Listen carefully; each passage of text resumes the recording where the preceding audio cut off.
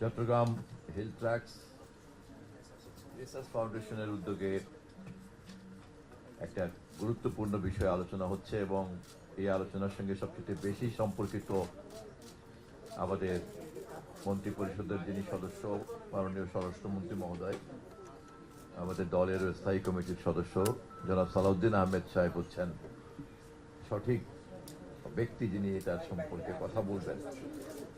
আমি আসলে নিজেও একটু ভালো করে আমার নিজের ভুল ব্যবস্থাটাকে একটু ঝালাই করার জন্য এসেছি। আপনারা সবাই অনেক বিজ্ঞ আলোচক, আপনাদের বিজ্ঞ আলোচনার মধ্য দিয়ে ব্যাপারটা একটু বোঝার চেষ্টা করছিলাম। আমি ধন্যবাদ জানাই কয়েকজন আলোচককে যারা খুব সঠিকভাবে আমার মনে হয় যে চিহ্নিত করেছেন যে এখানে একটা ন্যারেটিভের ব্যাটেল চলছে এবং যেই কনটেক্সটকে সামনে রেখে এই আদিবাসী প্রসঙ্গটি আইএলও তার কনভেনশনে উত্থাপন করেছে, আর আমাদের দেশের যে কনটেক্সট তার মধ্যে কিন্তু আমি কোনো মিল খুঁজে পাই না। এটা আপনি বলেছেন ইতিমধ্যে, এবং আমাদেরও এই বিষয়ে কথা বলার সময় অথবা রেসপন্ড করার সময় অথবা প্রতিক্রিয়া ব্যক্ত করার সময় খেয়াল রাখতে হবে যে কোনো পাতানো ফাঁদে পা দিয়ে এই শব্দটিকে আমরা আবার জনপ্রিয় করে তুলছি কিনা, যা প্রায়শই অপ্রাসঙ্গিক।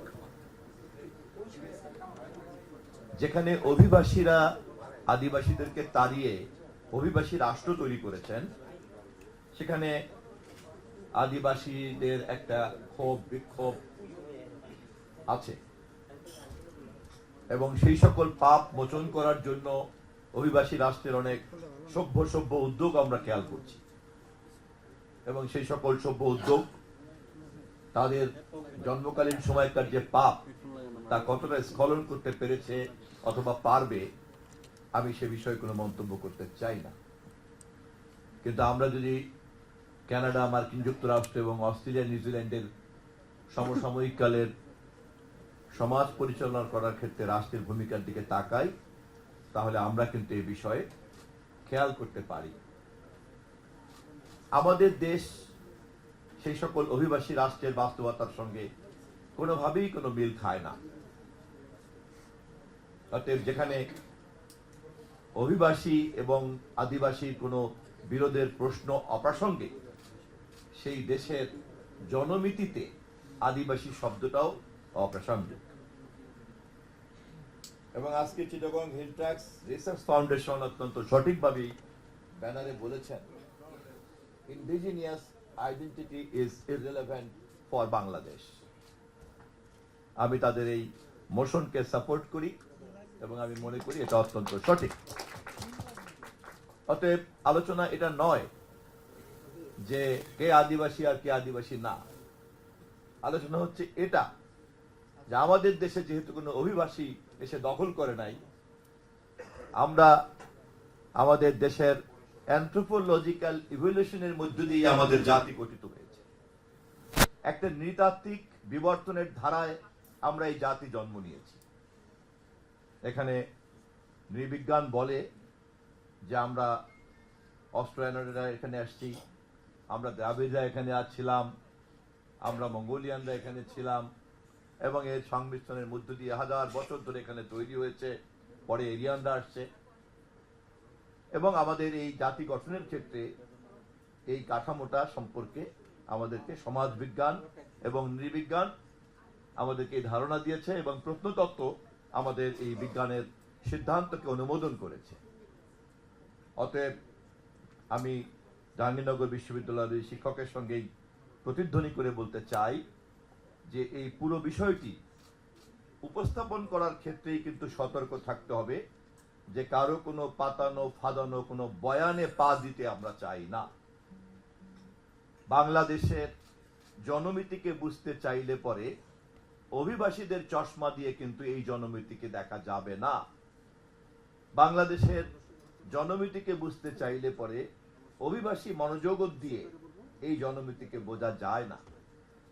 এই জনমিতিকে বুঝতে চাইলে ন্যাচারালাইজেশনের যে ইভলিউশনের ধারা, সেই ধারা সম্পর্কে সমাজ বিজ্ঞানের যে মৌলিক জ্ঞান তা আমাদেরকে অবশ্যই রাখতে হবে, তা আমাদেরকে অবশ্যই রাখতে হবে।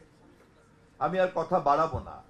কাল্পনিকভাবে যদি আমরা ধরে নেই যে রেড ইন্ডিয়ানদের ওই রাষ্ট্র কেউ দখল করেনি, ওই জমি কেউ দখল করেনি, মার্কিন যুক্তরাষ্ট্রের জন্মলগ্নে যে ইতিহাসটা শুনেছি আমরা আমাদের বোঝার সুবিধার্থে যদি ধরে দেই ইতিহাসে ওই ঘটনাটি ঘটেনি, তাহলে সেখানে কিন্তু রেড ইন্ডিয়ানদের একটা রাষ্ট্রই কিন্তু থাকতো। আমরা যদি ধরে নেই অস্ট্রেলিয়াতে এই ধরনের দখল প্রক্রিয়ার প্রশ্ন আসেনি, নিউজিল্যান্ডে এই ধরনের দখল প্রক্রিয়ার প্রশ্ন আসেনি, তাহলে আজকের এই প্রশ্ন আসতো কিনা এবং এখনকার সভ্য প্রতিষ্ঠান আইওলোকে এই কথা বলতে হতো কিনা তা কিন্তু একটা প্রশ্ন থেকে যায়। অতএব বাংলাদেশের মাটিতে থেকে আমি যখন আমাদের হাজার বছরের ঐতিহ্যের যে প্রেক্ষাপটে আমাদের নৃবিজ্ঞান, আমাদের নৃজাতি যেভাবে গড়ে উঠেছে তার মধ্যে অবশ্যই মনোলিথিজম নাই, এককত্ব নাই, এখানে নানান রকম নৃতাত্ত্বিক ভাগাভাগি আছে এবং তাকে সম্মিলিত করে আমি আমার একটা রাষ্ট্রীয় পরিচয়, আমাদের নেতা শহীদ জিয়াউর রহমান নাগরিকত্বের ভিত্তিতে জাতীয়তাবাদকে তিনি উপস্থাপন করেছেন নতুনভাবে, যা আমাদের জাতির অনেক সমস্যাকেই, সংকটকেই সমাধান করেছে এবং নাগরিকতার ভিত্তিতে এই বাংলাদেশি জাতীয়তাবাদী হচ্ছে আমাদের এই মুহূর্তের পরিচয়। এই পরিচয় যদি কারো কোনো সংকট তৈরি করে থেকে থাকে তাহলে তারা যে কারণে নতুন নতুন কৌশল অবলম্বন করবেন তার মধ্যে এই অপ্রয়োজনীয় বিতর্ক কিন্তু একটি কৌশল হয়ে উঠতে পারে। আমি অনুরোধ করব চিটাগং হিল ট্র্যাক্স রিসার্চ ফাউন্ডেশনকে যে ভবিষ্যতে এই ধরনের আলোচনাতে অংশগ্রহণ করার ক্ষেত্রে এই অপ্রাসঙ্গিকতাকে ঠিকভাবে তুলে ধরলে ভুল বয়ানের বিপরীতে সঠিক বয়ান উপস্থাপন করার কাজটি Chittagong hill tracts research foundation করতে পারবে। শেষ করছি এই কথা বলে, সঠিক প্রশ্নের সঠিক উত্তর দেওয়া যায়, ভুল উত্তর দিলে তা সংশোধন করা যায়, কিন্তু ভুল প্রশ্নে উত্তর দেওয়ার জন্য নিজেকে যুক্ত না করাই ভালো। ধন্যবাদ সবাইকে।